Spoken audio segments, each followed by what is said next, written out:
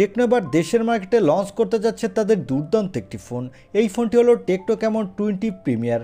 আজকের ভিডিওতে এই ফোনটি নিয়ে আপনাদের ফুল ডিটেল জানিয়ে দিব।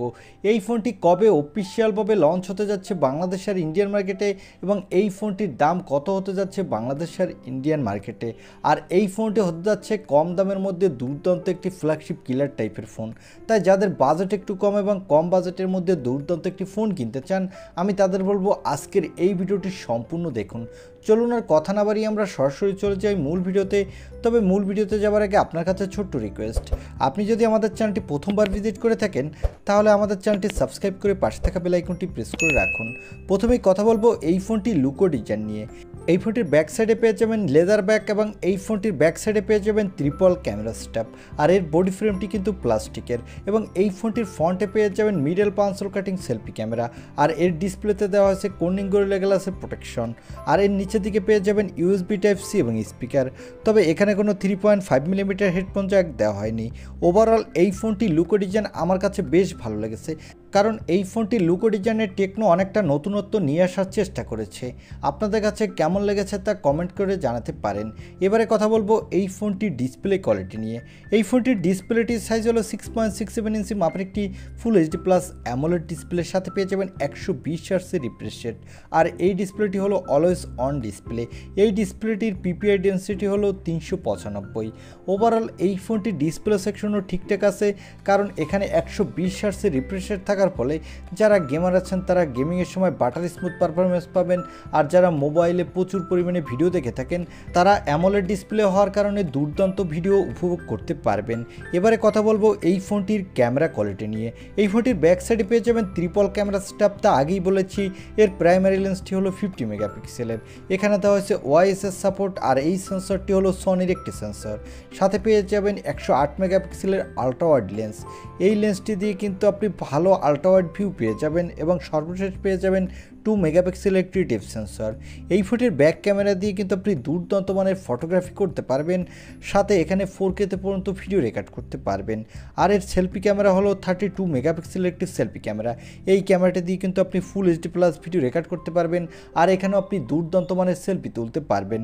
ওভারঅল এই ফোনটির ব্যাক এবং ফ্রন্ট ক্যামেরা সেকশন আমার কাছে বাজেট বিবেচনায় ঠিকঠাক আছে বলে মনে হয়েছে।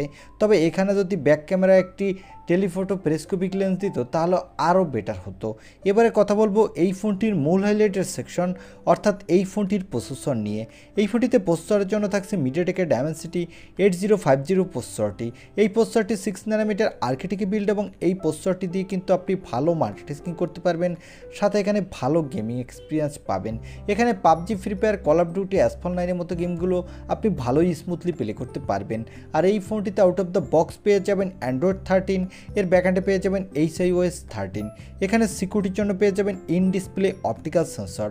আর ব্যাটারির জন্য পেয়ে যাবেন 5000 mAh এর একটি ব্যাটারি, সাথে পেয়ে যাবেন 45 ওয়াটের একটি ফাস্ট চার্জার। আর এই ফোনটি মার্কেটে আপনি 2টি কালার ভেরিয়েন্টে পাবেন, এবং এই ফোনটিতে কোনো extra dedicated microSD card slot দেওয়া হয়নি, যার ফলে আপনি চাইলেও আপনার ইচ্ছামতো স্টোরেজ বাড়াতে পারবেন না। তবে এই ফোনটিতে পেয়ে যাবেন LPDDR4X র্যাম, সাথে পেয়ে যাবেন UFS 3.0 স্টোরেজ, যার ফলে এই ফোনটি র্যাম এবং স্টোরেজ ভেরিয়েন্টটি কিন্তু মোটামুটি ভালোই ফাস্ট হতে যাচ্ছে। আর এই ফোনটি মার্কেটে আপনি 2টি র্যাম ভেরিয়েন্টে পাবেন। এর বেস ভেরিয়েন্টটি হলো 8/256 GB, এবং টপ ভেরিয়েন্টটি হলো 8/512 GB।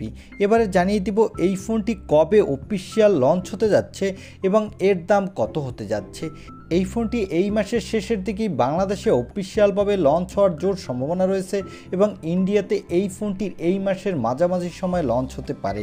আর এই ফোনটির দাম হতে পারে ইন্ডিয়ান মার্কেটে 30,000 রুপি এর বেস ভেরিয়েন্টটি। তবে এই ফোনটির বাংলাদেশের দাম অনেকটা বেশি হবে। এই ফোনটির বাংলাদেশের দাম হতে পারে 35 থেকে 36,000 টাকার আশেপাশে। আমার মনে হয় এই ফোনটি যদি এই দামে লঞ্চ হয় তাহলে টেকনোর ফোন হিসেবে মোটামুটি ঠিকঠাক আছে। তবে এই ফোনটি আমি আপনাকে হাই রিকমেন্ড করব না, কারণ টেকনোর ইউআই অনেকটা বেটার না, এখানে আপনি অনেক বাগ ইস্যু পাবেন। এছাড়া এই ফোনটির ক্যামেরা সেটআপ কিন্তু ভালো আছে, এবং ডিসপ্লেটাও বেটার আছে, আর প্রসেসরটা মোটামুটি মানের। তাই আপনি যদি যদি টেকনোর একটি ফোন কিনতে চান, বিশেষ করে সুন্দর লুকো ডিজাইনের একটি ফোন কিনতে চান, তাহলে এই ফোনটি নিতে পারেন। এই ছিল টেকনো ক্যামন 20 প্রিমিয়ার এই ফোনটির ছোটোখাটো একটি রিভিউ। আই হোপ ভিডিওটি আপনার ভালো লেগেছে। আর ভিডিওটি যদি ভালোই লেগে থাকে তাহলে অবশ্যই একটি লাইক দিয়ে আমাদের চ্যানেলটি সাবস্ক্রাইব করে পাশে থাকা বেল আইকনটি প্রেস করে রাখুন। দেখা হবে নেক্সট ভিডিওতে। আজকের মতো আল্লাহ হাফেজ।